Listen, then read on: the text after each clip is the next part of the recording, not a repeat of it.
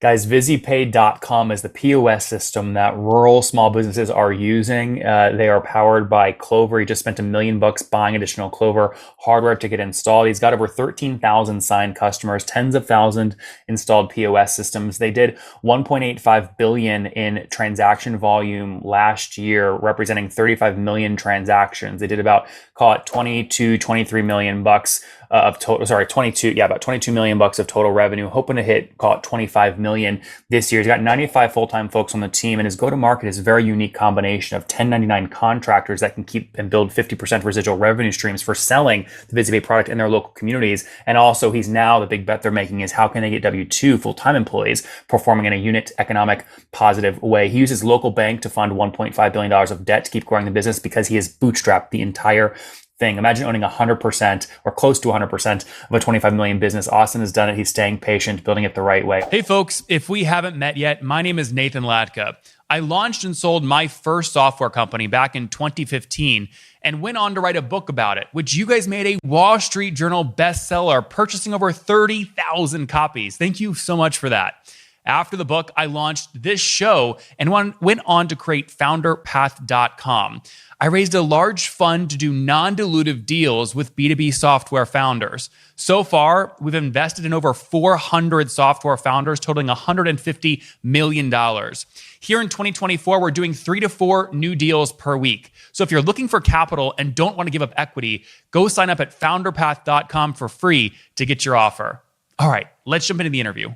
Hey folks, my guest today is Mac Nab. He's a CEO and founder of VizyPay. They're a prominent provider of payment technology solutions for rural small businesses all across the US. He's got over 19 years of experience doing this, and he's an expert in the payment processing, bank card, and retail industries. In 2017, he launched the company with the goal of disrupting the status quo of the payment space to help small businesses level up their operations and save money on processing fees. Austin, you ready to take us to the top? Yeah, absolutely. Let's roll. Your team went out of their way in your bio to specifically say, quote, rural small businesses. Why is that? Is this a key differentiator between you and Stripe, say, or Square, sorry? Yeah, I mean, that's been kind of our differentiator since we started, and that's, I think, helped us excel to the next level, being bootstrapped from the beginning till today, is we are focused strictly on, rural American communities, which we believe technology is passing them by, specifically in the payment space.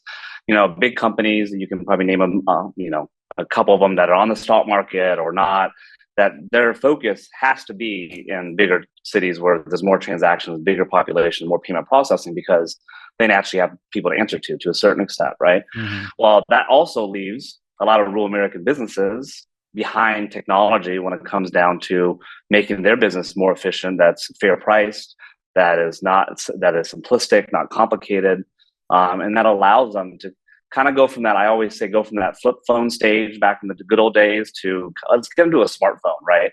But within the payment space kind of concept. So we really go into smaller communities, and that's where we have a lot of our boots on the ground across the United States. So guys, as you know, what I love featuring on this show are founders that are quietly crushing it, especially when they have big VC-backed funded competitors. And what I love about Austin, just to summarize, when he came on in February of 2023, we're recording this episode Wednesday, March 13th, 2024, but he launched the business in 2017, did about $100,000 of revenue that year. By 2021, 12 million. 2022, 18 million. So about flat. Not flat. Sorry, 6 million in extra revenue there. And then 2023, I can't remember, Austin, if this is what you told me you were going to do, or it's what you closed with. But you said I think 25 to 27. Is that sort of where you came in last year? So from 2022 to 2023, our growth is about 19%. So we went from 18 million to about 21.5 million of revenue. Yep. This year, we're anticipating to do around 26.5 is kind of our revenue projections and goals, another about 23% increase we're looking to do. Mm-hmm. But, we did jump from, that 19% from 22 to 23, and which is a big deal for us, just because we don't have that VC backing, we don't have that PE backing, and when instead of declining, we actually increase by a good amount. So yeah. Well, look, I always appreciate how transparent and vulnerable you are. So I want to dig into this because a lot of founders in your position go through this. I do remember you said last year in February when I interviewed, your target for 2023 was 27 million. You still grew, which is fantastic, especially considering your capital structure, your bootstrap, but you only grew to 21.5 million instead of 27 million. Look, in my head, who cares? cares? You still grew and your economics are still good. But how do you manage sort of that with your team at the end of the year? Hey guys, we wanted to do 27. Good job. We got to 21.5. Here's what we want to do next year. How do you sort of manage that gap? That's a great question. And that's a question, we've talked about it a million times over, just because naturally you're like, well, shoot, we fell short, right? Now, I think the biggest thing about, starting a startup and building it the way we have built it through Bootstrap is, we got to find a lot of positive and sometimes negative situations. And one would say that, hey, gosh, we missed the mark by a huge amount, man. You all suck. We all suck, man. Let's close the business down, right? Or it's not going to work out. We got to fire everyone, right? But that wasn't the case. The case was we grew by 19%. We went from 18 to 21 and a half.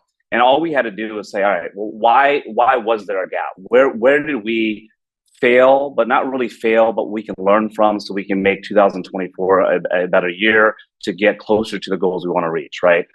So we had to look back, and we had to look back at the mistakes we made, because we're not perfect.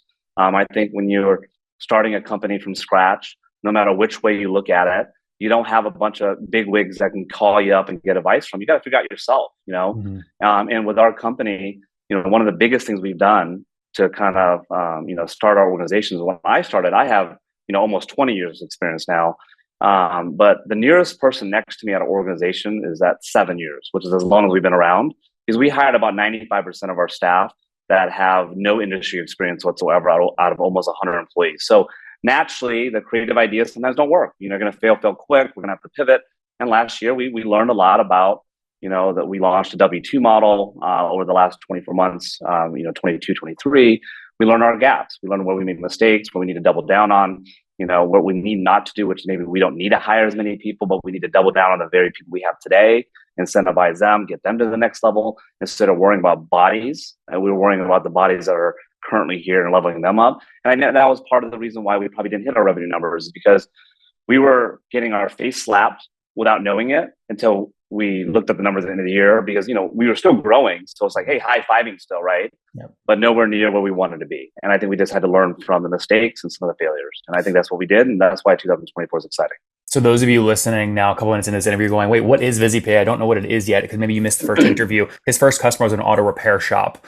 Today, he's serving folks like restaurants, rural coffee shops, rural mom and pop businesses. It's not just software, right? He's got to deal with the upfront cost of the actual hardware, of which he's got 10,000 clients that keep 2 to 3 POSs sort of per client location. So that's tens of thousands of pieces of hardware there. And in addition, Austin then makes money after that on a per transaction model. He's processing, at least about a year ago, over 1 million transactions per month, and then takes 1.8 to 2.5% of interchange there, as well as the revenue model. So when you go back and look, Austin, and please correct me if any of that is wrong after I ask this question, when you go back and look at what assumption cells you put in your forecast model at the beginning of last year, which assumptions were wrong? Was it really just people based, like you just said, or were you projecting 50,000 installed POSs and you only hit 10,000? I think it was a mixture of both, right? And every year that's gone by, we've been able to be more and more granular with our projections, right? And what I mean by that is, I think that sometimes you look at a kind of a high level, broad number, like let's say, hey, a number of, what's revenue divided by number of accounts, and that's kind of what it is. But in reality, that's not what it is when it comes down to what we make, right? So what we had to look back at and say, well, we missed it by the mark of assuming how many sales we're going to get. And when it comes down to number of bodies we have, and we overextended, and this is something that, hey, I'm not afraid to admit it, we overextended the number of bodies we should have hired, which ate right into not only our losses, but it also took a lot of time and like really good time of our good people here to get the people that were really doing well and doubling down and get them to double their sales, right? Mm-hmm. And that what is that? Austin, can you quantify? I mean, every founder goes through this, right? It's like, okay, we're bringing on a new AE. What should their quota target be? That's number one. Number two is, how long does it take them to ramp? And sometimes most founders are too aggressive with those. Well, they think it's going to ramp. It's going to take 6 months. It actually takes 12. They think one sales rep can hit $1 million quota. They can only hit 500K quota, right? What were the bottlenecks for you where the Excel model didn't pan out how you thought it would? It came down to like how we look. So we have a couple different ways of actually getting sales, right? So we have inside sales, which is in-house, that focuses on marketing efforts to get people to call us throughout these communities. And we have a 1099 channel that are boots on the ground, that are independent contractors that can work anywhere. And then we have a W-2 model. right? And the W-2 model is what we invested in for the last couple of years, 2022 to 2023. And how we look at that is the W-2 model is more of a controllable thing because there's a lot of great individuals that don't want to be an independent contractor and be that entrepreneur. Just to be clear, right? when you say W-2 model, So, you're talking about you're hiring full-time employees. They're not contractors. Yeah, full-time employee, salary, the whole works. 1099 is no salary, it's just purely commission, right? So how we looked at those individuals is we have to look about what revenue are they bringing in, and giving them time to ramp up, right? Because if they're new in the business, it takes about 60 days. We give almost like 2-3 months, right, of ramp up, and as long as they're doing basic actions that we need to see to, number of leads hit and proposals and stuff like that, we kind of know. And then we start looking at, well, how much revenue are they bringing in per month comparative to their salary, and are they able to pay themselves off? So what we found out was it takes about 6 to 8 months for an ROI on a W-2 employee to make the money back when it comes down to what we're paying them salary-wise, plus, commissions, whatever, that's kind of separated. But what we weren't doing was we were giving too much time to people at one point in time, and we weren't putting enough time in the people that actually were hitting stride, right? So then we realized, well, we need to, I hate to say it, cut quicker and double down more on the people that are seeing traction, because this is a new business for a lot of people that are coming into it, right? So when we fell short on some of those goals last year, it was because I think we overlooked the fact of the matter. We thought more bodies equated to more sales, when that's fucking not true. Excuse my language. That's not true, right? So, and we realized that we can't think that way anymore. So this year, what we've done this year is a night and day difference. Is we said we're not going to go on a hiring spree. We're not going to go try to hire 30 people. What's full time today? How many people full time? Full time, we have right now 95 total. Okay, and how many do you think you'll hire full time by the end of the year? Like, how conservative is your estimate there? This year, our goal is to hire no more than like 2 people. That's great. Our goal is not to hire a bunch of people this year. This is actually going to be the first year we're trying to actually go in the positive, not stay in the negative, right? We're trying to kind of focus and leverage ourselves to be in a better position going into 2020. You mean positive, negative in terms of cash flow or EBITDA? Cash flow, EBITDA, positive revenue, not loss in the P&L, right? But you're bootstrapped though, Austin, right? How do you fund losses if you're bootstrapped? How we fund losses throughout the year is either we put more money in, that we maybe had from my previous career. Okay, so like you personally, you'll put money in yourself? You could, or believe it or not, there's ways out there to leverage your current company's valuation or your cash flow, your growth trajectory, and you could partner. Like we partner with a local bank that is a community bank, and we showcase to them, hey, instead of taking PE money and losing equity, let's go in debt instead a little bit, right? So we took a little debt to actually allow us to fund some of those gaps, which has helped us out substantially. And when I say debt, I don't mean let's go out and let's get $100 million in debt. That's not what I'm talking about. Yeah. I'm talking about getting enough money to bridge gaps that we knew that were going to happen, which we did have to have happen. And then this year. So how much was that? You're talking like $1 million from the bank or 500K or something? Last year was 1.5 million that we worked with the bank on. And we worked with them based on our projections and based on our current revenue growth, et cetera. And they bought into our vision, right? Austin, how do you do that? I talk to so many founders that are software that they are so fed up trying to do anything with their local bank because the local bank won't loan against a software company. Did you have to use the hardware POS systems as collateral to put up against that $1.5 million loan to get the bank to understand how to underwrite you? Well, it sucked, to be honest with you, because there's a lot of education part, right? We went to a community, like literally it's a community bank, right? They have no clue what we're doing, right? So we had to sit down with them and with their board, the whole works, and say, hey, this is who we are as an organization. This is what we're doing. This is what we're focused on. This is where we gain our revenue through residual base, through hardware, through, long-term relationships with clients in these communities. And this is our, I think proofs in the pudding is important. Like, we knew the year 1 and year 2, year 3, like there's no way a bank would even look at us twice, right? Yeah. But when you're talking about bigger revenue numbers of 10 million, 15 million, well, they tend to look at you because there's 2 hopes, right? They're going to make money on the interest and high five if you make it. They're going to want you to be one of their clients, right? So we had to basically showcase to the bank that, our residual growth based on processing volume is increasing, not decreasing. And this is what we get from it. And they eventually understood it. And then once they did that, they they got an appetite. And don't get me wrong, they didn't write a fat check for 1.5 million and say, go get them, Tiger, right? They said, well, what are you going to spend it on? And then they released it slowly based on need and throughout the year, right? Because they're very, very conservative naturally. Did you have to sign a personal guarantee? Absolutely. Okay, so you personally did. Got it. That's what makes them comfortable, right? Is you personally guaranteed it. They're looking at your own personal finances, and plus they love the business structure. So you're able to, and bank debt, by the way, I mean, obviously I'm in this space, right? Most people can't do what you've done because they're not at 20 million of revenue and they're maybe personally not wealthy. But if you can do this, you're getting this bank debt probably at like prime or SOFR plus like 2 or 3. It's very cheap money. It's relatively cheap money. Oh yeah.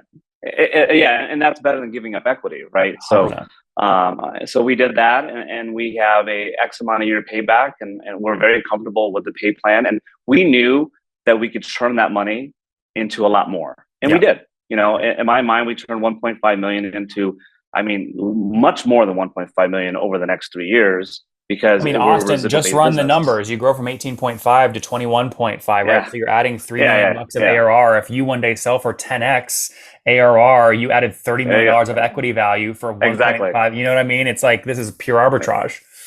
Yeah, no brainer, in my opinion, if you can get to that point and doing it. And don't get me wrong, it wasn't like the first bank we talked to said, hey, let's do it, right? It took some time and effort to play the numbers game. You know what I mean? And then we finally found a bank that, believed in us and believed in our vision. Did you have to move all of your deposits, your business operating account to the bank that eventually did the loan? Yeah, that's one of the biggest things they want is to see those deposits flowing in because that's how the bank is, they consider themselves successful.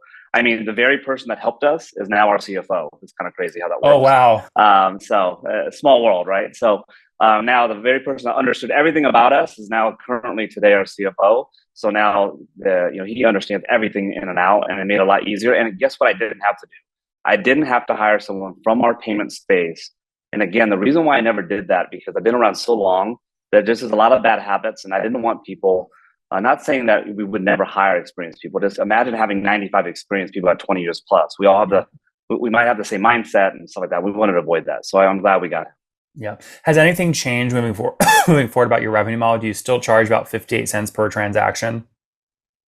Yeah, nothing's changed about our revenue model compared to last year. It just now it comes down to what we're focused on. And I think we briefly talked about it last year, is we're focused on putting, so there's 2 types of terminals out there. There's the small ones, we call them standalone terminals. You walk into a store, they have a little machine, you swipe through, that's standalone. POS systems like a Clover, you probably heard of Clover, is the white system. It's like a POS system. So going into this year, we basically put almost $1 million into equipment because we saw it work last year. On Clover or standalone? On Clover. And literally, I moved out of my office. I wish you could see it. I'm not sure if you've seen it online, but I moved out of my office because we had to use that as a storage room for that $1 million worth of equipment. And that was all Clover POS systems just stacked up there right now. Stacked up there. I'll send you a picture later. It's hilarious. We did that, late last year. And what our goal was, we realized that people that have POS systems that are as easy to use, simplistic, and they have more options, they tend to stay around longer and they do more volume, even in rural America. Believe it or not, there's people that do good volume in rural America and they stay around longer because they're able to run their business in a different way than they ever have.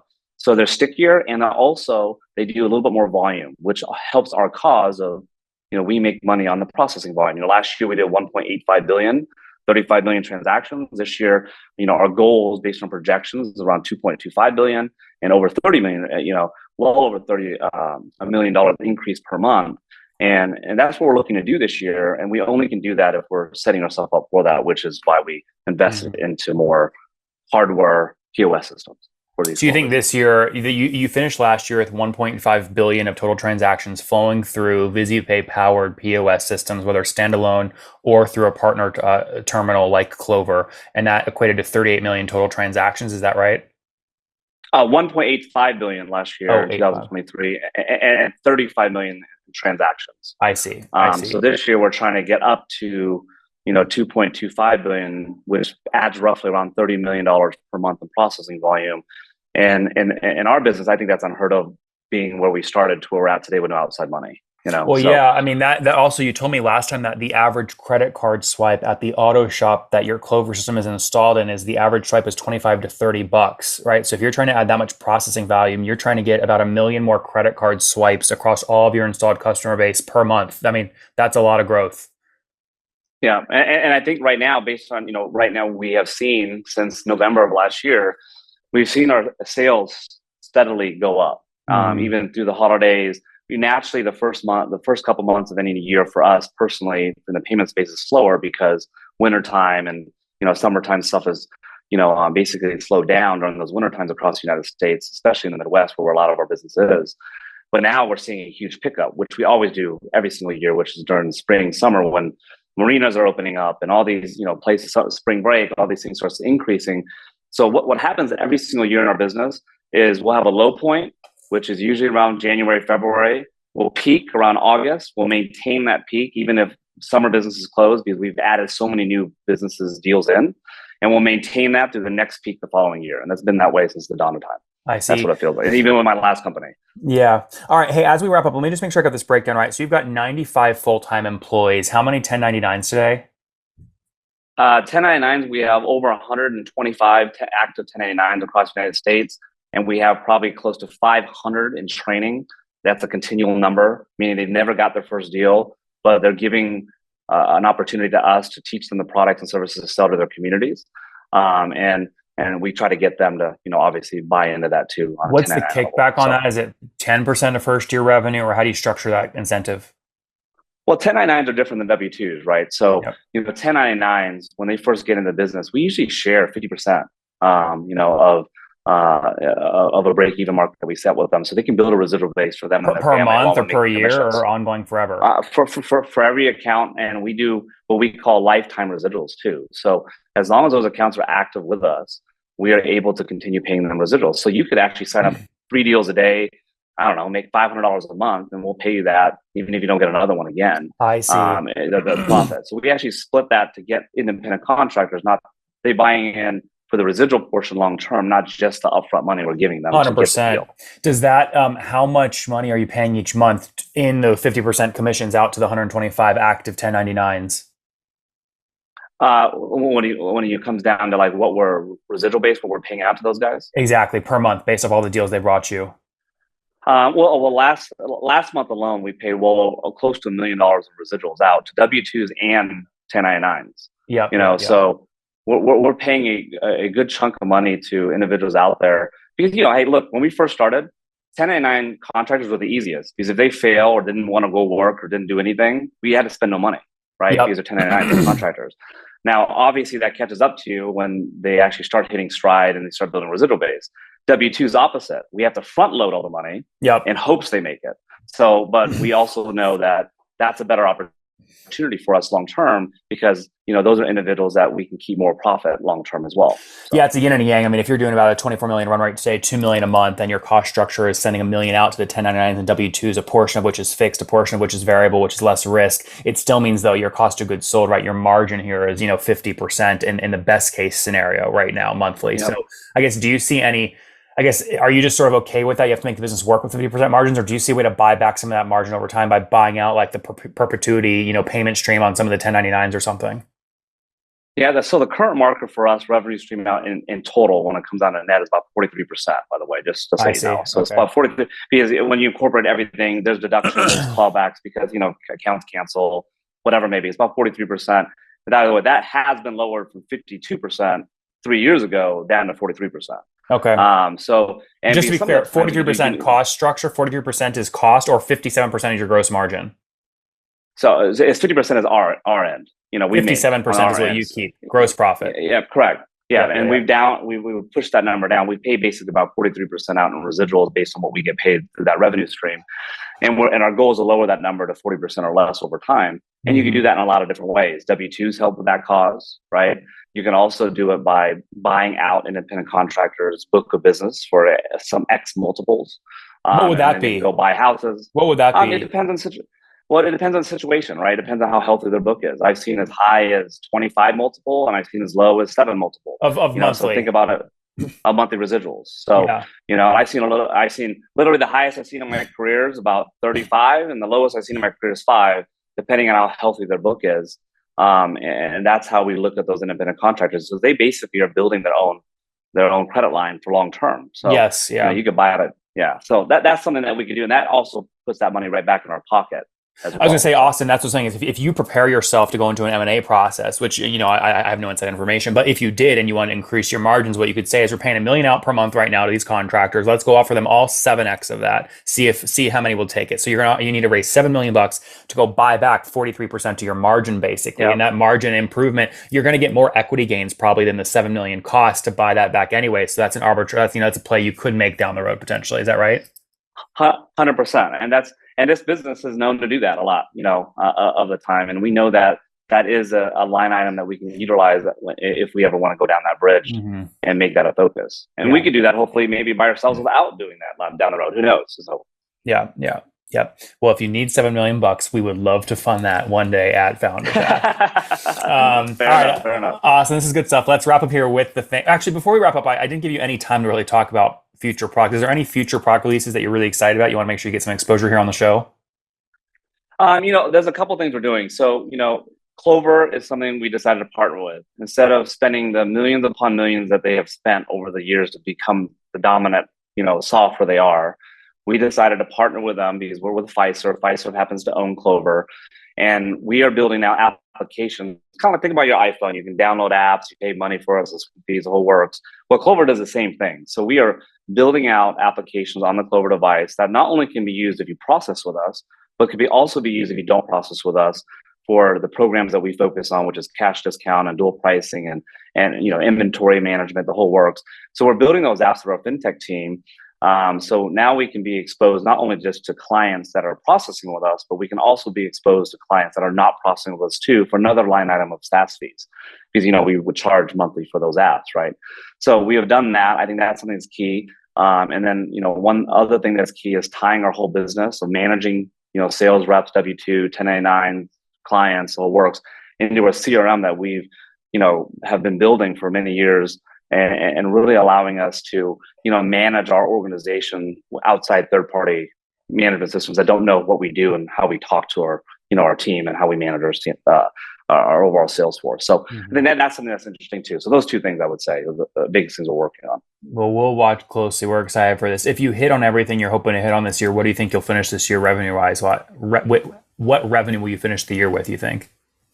So there's the company goal. Meaning Give me the conservative. The company knows what the goal is. The conservative goal is 25 million. Okay, got it.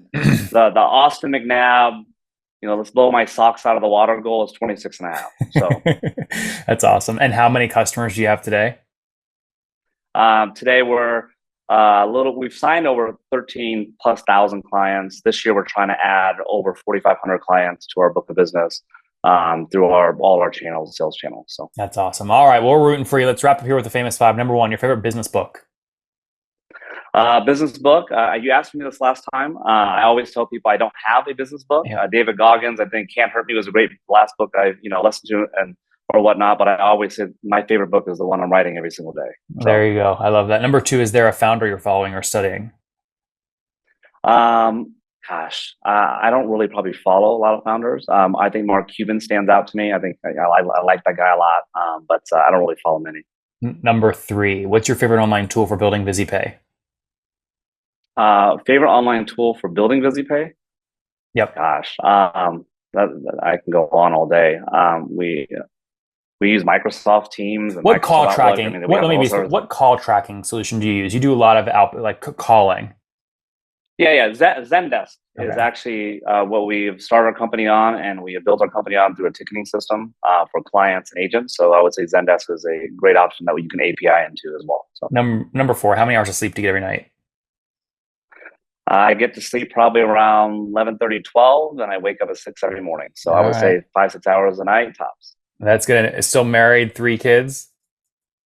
Married. We just celebrated our 21st anniversary, and 3 kids, 18, 15, and 13. And my 18-year-old is graduating high school shortly, and he's going to be our next company apprentice April 1st. So it's pretty exciting. Wow, and I think you had a birthday, right? So you're 39, is that right?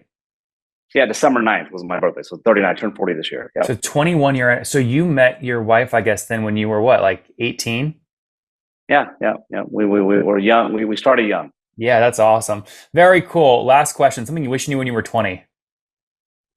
Uh, how hard life really is as an adult when you have bills, probably. I wish I would have known that a little more. Yeah, I would say that probably.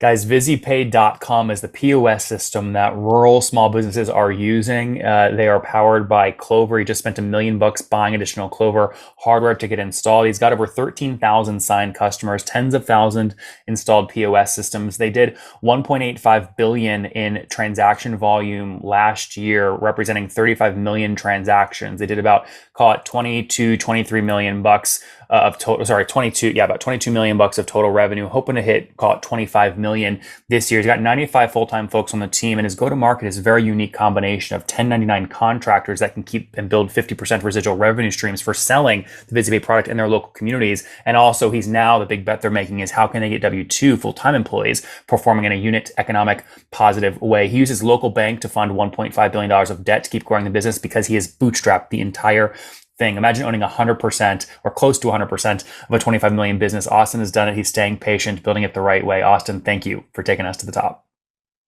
Thanks for having me, Nathan. I appreciate it, buddy.